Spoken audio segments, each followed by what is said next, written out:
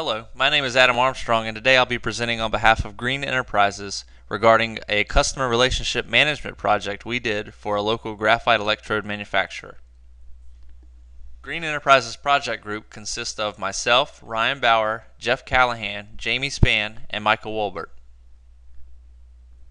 Today's presentation will cover an introduction with a brief background on the graphite electrode product, the data collection utilized, the purpose of our data analysis, several models we pursued, a couple correlations we investigated, managerial suggestions that can be made, and the limitations of our data and analysis.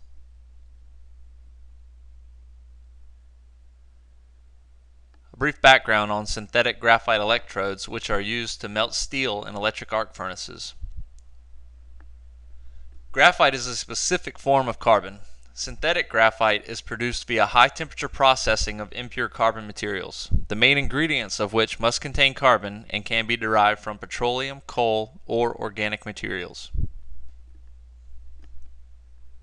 A brief history of graphite electrodes. In the late 1800s, Edward Acheson, while attempting to make silicon dioxide, accidentally discovered graphite crystals were produced in an electric furnace by passing current through a bed of silica and amorphous carbon. Here we see Acheson's early furnace that bears his name. Today's synthetic graphite ingredients have been developed quite a bit over the years. The first main ingredient is calcined petroleum needle coke. To understand what that is, you can break it down into three parts: coking oil, cracking or fractionating some petroleum residue; needle, which is the desired crystal structure, formation, and orientation of that coke; and calcining, which is the controlled heating to remove the 15% remaining volatiles. The second main ingredient is coal tar pitch, which is a very similar process, but the end product has a much lower melting point.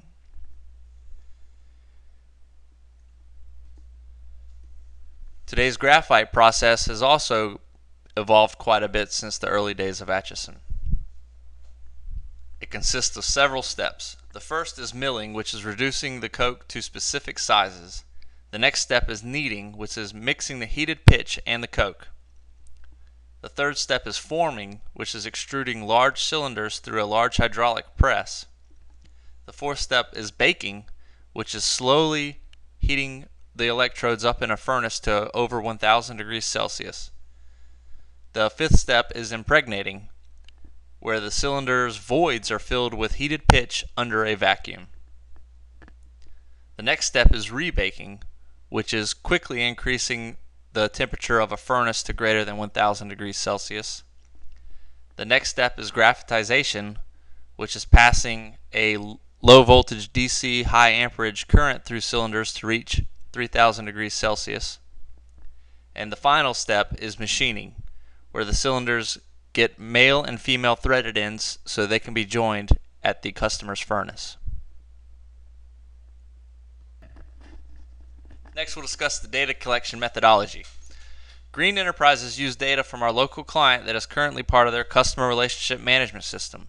We were provided data from the last 2 years regarding customer purchases. Some of the data provided included amount purchased by size, the competitors' market shares, customer plant capacity, and customer plant actual production. We have been able to add additional variables such as return on sales and the customer distance from client utilizing other information collected. They were able to provide us minimal information on each of our clients' customers to protect their privacy. The purpose of our data analysis: Greene Enterprises is committed to providing our client with information that will maximize their revenues now and in the future. We will formulate models that can assist the sales and marketing team to determine the needs of both existing customers, but more importantly, new customer targets. This will help provide better forecasting for production. The first model we generated used only the customer's capacity as an independent variable. This model is important because capacity sometimes may be the only information made available. This first model had the function shown and accounted for 68% of data variation. For the second model, we used customer production instead of customer capacity. capacity was removed because if actual production is known, it becomes insignificant. The second model had the function shown and improved the accuracy of the model from 68% to 76%.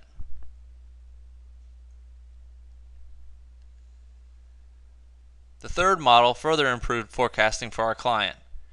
Greene Enterprises added customer usage with customer production to the independent variable lineup. The third model has the function shown and accounted for 83% of data variation.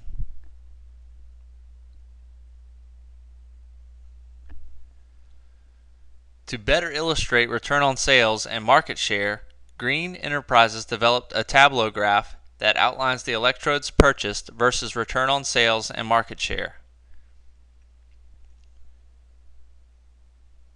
The bar length in the graph demonstrates the number of electrodes purchased. The vertical black lines show the average cost. The yellow boxes show market share, and the bar shading demonstrates the average return on sales.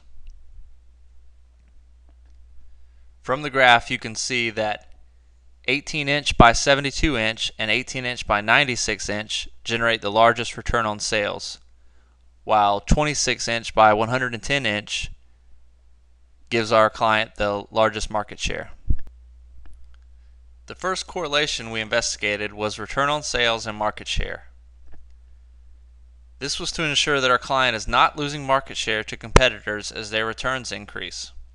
If our client was losing market share, they may consider reviewing pricing strategy to capture more of the market. The table shows the results. While there was a slight negative correlation found, it appears insignificant, allowing us to conclude that our client is reasonably priced within the market. To further illustrate that there is no significant impact between return on sales and market share, we analyzed the interaction between the two variables, finding a p-value greater than 0.05.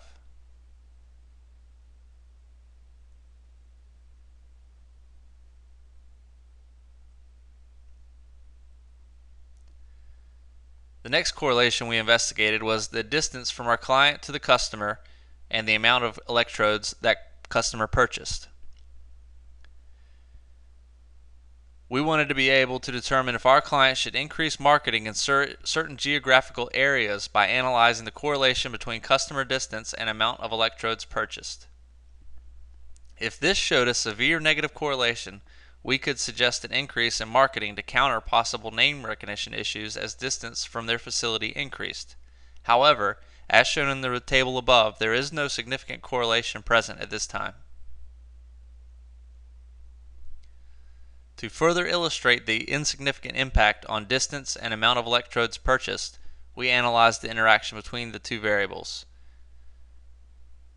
Significance F greater than 0.05. Some managerial takeaways from Greene Enterprises data analysis. When new customers enter the market, our models will assist our client to project what they forecast and produce to supply the new customer, with enough inventory for their known capacity or their customer production.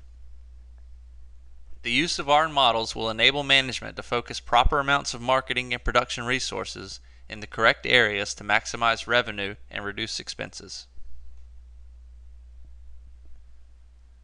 The limitations of our data analysis. One of the largest limitations for Greene Enterprises is the lack of knowledge for competitors' pricing.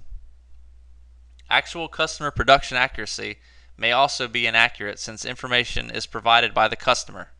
They are essential in gauging customer efficiency and could skew overall usage data. The client operates in a very volatile market where small economic shifts can have a large effect on business. Thank you for viewing Greene Enterprises Customer Relationship Management presentation. Are there any questions?